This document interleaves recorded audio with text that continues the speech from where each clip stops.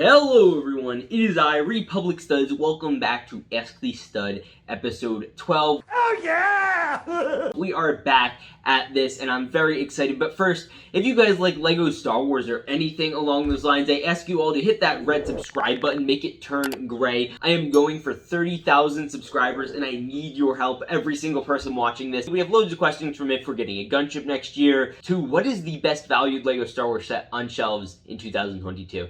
With that said, let's get into it. Also, if you guys would like your questions answered, then feel free to leave a comment down below with the hashtag AskTheStud, and then ask your question. We'll be featuring it on the next episode, episode 13. That's a very unlucky number. So ask some questions, and I will hopefully get to them. Let's go! First question we have up is from Bread Productions, a fan who has shown up on a lot of my recent live streams, which you guys can check out. But he asks, will you make a Discord server? Now, I have had a Discord in the past. For those who don't know, I've had one for quite a while, actually. But I don't anymore. There were some problems on it. Basically, I just decided it wasn't worth the hassle, and I got rid of it. But it's certainly something I'd like to return back to. I think there was a great community on there. Just had some minor problems, you know, Discord users, you guys I'm sure are aware of. And you know the ones I'm talking about.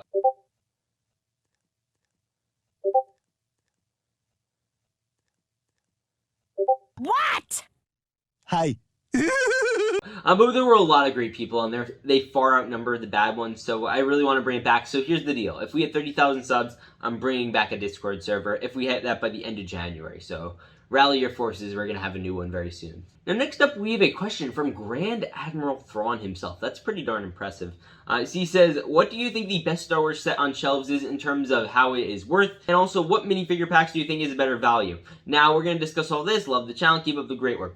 So, first off, I'll cover the first half of your question. In terms of value, I still think the 501st Battle Pack is the best value. It's a fantastic value, in my opinion. Currently, comes with 6 minifigures. It's going on sale pretty much everywhere except Lego.com for $24.99, other than Australia, which are getting screwed with those things. But it's very cheap pretty much everywhere. There's a high stock of them. Yeah, again, 6 figures, 2 builds, which are all very nice. You're getting 4 clone troopers, which is just fantastic, and I don't know if we're ever going to get that again. But that's obviously the obvious answer. I'm sure if you want a more interesting answer, the less probably excited one for a lot of people, one I think is still really good, is the Imperial Armored Marauder. This one is going for like $32 now at most places. It comes with 2 Stormtroopers, it comes with 1 Mustard Yellow Trooper, I love those guys, and it comes with Grief Karga. All great things, coming with just a fantastic, in terms of features build. You get some of the most features I think I've ever seen in a set in modern day. We haven't gotten that many features in that tightly compacted of a set, I don't think, ever, to be 100% honest. And it's just a great deal. $32 is a no-brainer for that set particularly. You're getting a bunch of great figures. It's not like the AAT where half of them are droids and Ahsoka's all messed up, and you already have the torso from the 332nd Trooper in another set. All of it's pretty great. I like that set a ton. Totally would recommend it for anyone. Now, in terms of the minifigure pack that I think is a better value, you know what I think of this. I think the clone one, of course, is a better value, but I think there's a serious argument to be had that the Hoth Trooper one is. Just in terms of, you know, what each is worth, it's much easier to get your hands on a Hoth Rebel Trooper and one of the newer ones. They've been out every 5 minutes, and while they, I'd argue, certainly are more interesting looking, they're a little bit harder to build an army of because they all do look very different, and, you know, that's just a fault, not their fault. It's just that's the way it is. And by the way, I like that pack a ton. I think they nailed the pack, although I would have rather had, like,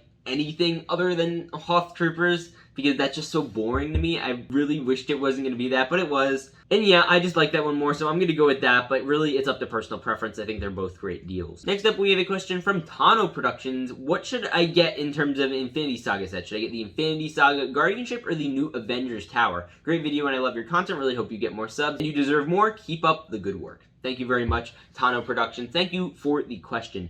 Now, if I had to choose between one of these, I'll show you guys a picture of both, and by far the best set is the Moana. I'm not entirely sure what they're calling it nowadays. The Guardianship, I guess.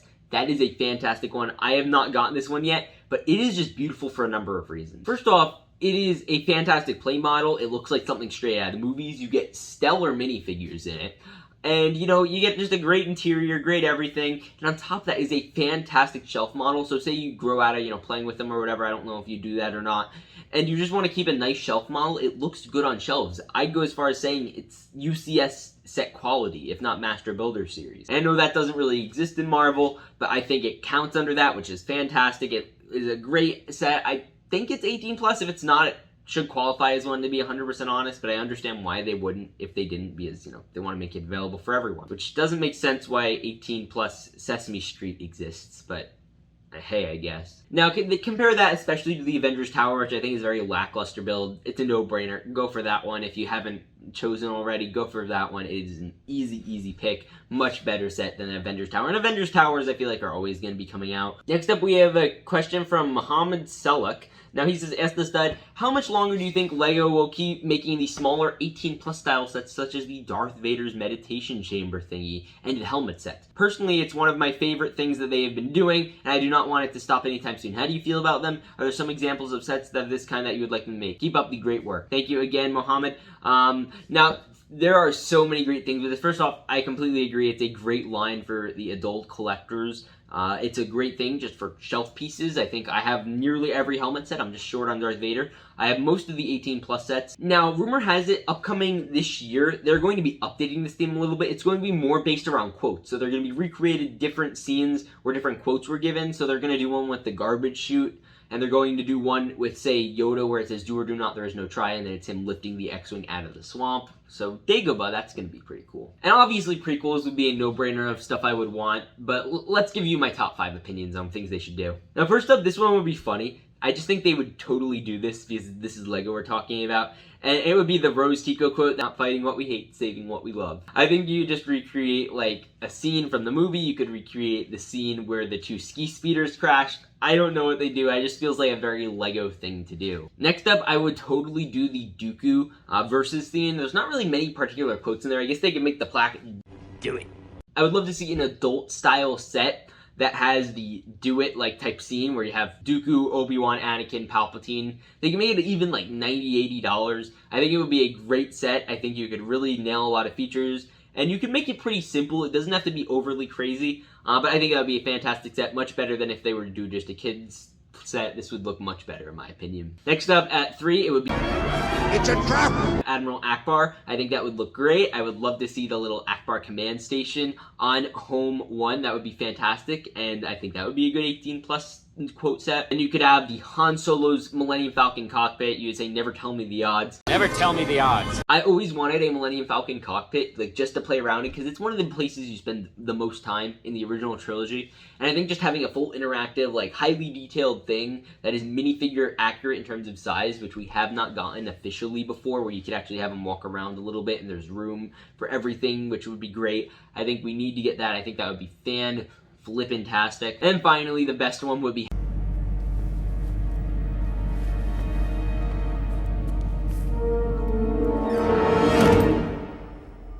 Hello there.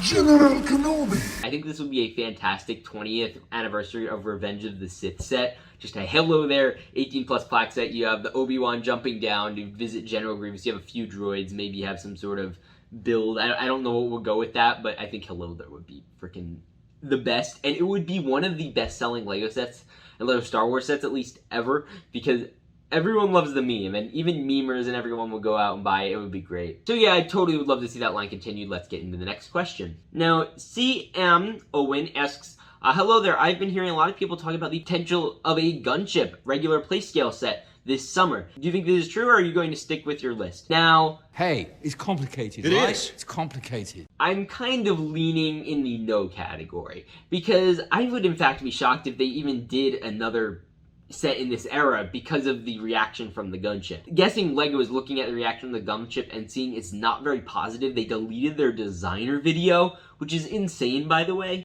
Today I want to show you our latest Ultimate Collector Series set, the UCS Republic Gunship. The Republic Gunship is a set from the original trilogy. And unfortunately, LEGO's not really going to investigate the hard claims that people have made and the hard criticisms that people have made. They're just going to say, oh, well, people don't like it. And they're just going to see a bunch of people are mad, essentially, after they voted for it, and now they're all mad. And they're not really going to investigate why people are upset. And I think there are a lot of justifiable reasons to be upset with the release of the Gunship, but it's still a decent-looking set. Completely putting that aside. And to be honest, the team might just not want to be working on Clone Wars stuff. I don't know what reign they have over that over at Star Wars LEGO, but they might just not want to be doing it. And in the end, LEGO is going to do its best for their bottom line. So if they sold a lot of Gunships, then sure, they're going to do a place scale gunship. I wouldn't be surprised if the UCS gunship sold well.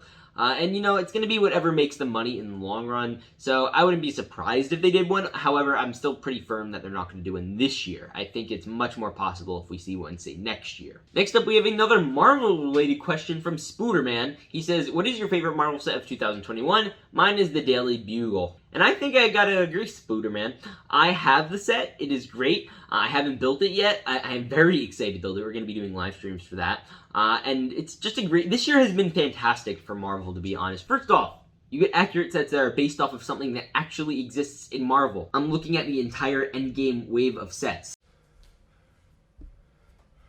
It's time to stop! Nothing in that, I'm pretty sure, actually showed up in the movie. You got the Daily Bugle, which looks great. You got the Guardianship, which looks fantastic. And I'd say the Infinity Gauntlet was just a great display model, and I hope sells a ton, because it's really cool. And I'm curious to hear your guys' top 3 Marvel sets of 2021, because 2021 was a great year for LEGO Marvel, and quite frankly, I don't think it's going to be top for a while, unless there is more No Way Home sets this year that are actually based off of the movie. Next up, we have a question from Inferno. He says, what is your opinion on games such as Fortnite having crossovers with franchises such as Star Wars, and having skins, cosmetics, and items based off of characters from shows and stuff?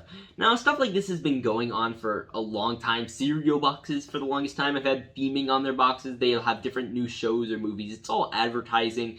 And it's the same type of thing with video games. So far, The Mandalorian and Book of Boba Fett, as far as I'm aware, have both had releases of Star Wars stuff on there, as well as a certain Episode 9 release, but I haven't played Fortnite in my entire life. Now, the problem I have is when you release major plot points in a video game, specifically in Fortnite. Yes, this actually happened. Roll the clip. At last, the work of generations is complete. The great error is corrected. The day of victory is at hand. The day of revenge. The day of the Sith. Emperor effing Palpatine, who we had thought was dead for 4 years, was revealed to be alive in a Fortnite game. And his opening message that he sent to the galaxy that we never actually saw in the movie, that was just referenced in the title card, was revealed in the Fortnite game. And that was the only place it could have ever been heard. Excuse me, what? No, like, this is an actual thing that happened. This is a very real thing that existed on Earth. They revealed Emperor Palpatine was alive in a Fortnite game. Excuse me? Well, what the heck, Disney? Next up, we finally have a question from my buddy Mike and Nike Productions. Any tips for recording a video with family around? I find it hard to record videos with family at home because I project my voice very loudly, and sometimes my jokes come out wrong, and I'm worried that they will hear me say something stupid, lol. Well, first off, I completely get it. I am fortunate enough to have a basement where I do not have to worry about this as much, which I'm very grateful for, and is fantastic. And with that being said, here are a few tips. Also, I just want to point out that before I started recording this video, I got this text from my sister, so yeah. Now, first step is explain to your family that you're going to be recording a video or streaming or whatever, and hopefully they'll get it and understand. Step B is getting comfortable on camera takes a load of time and getting used to. I know Micah probably is comfortable on camera, but it takes a lot for a lot of people, and you'll talk very lightly. You're worried you're going to, upset everyone. And you go back to videos 2 years ago, and you'll see I was very different a person on camera. I was very different, much more timid, much more like, oh, okay guys, so today we're going to be talking about... And I think I was a very different person then compared to how I am now on camera.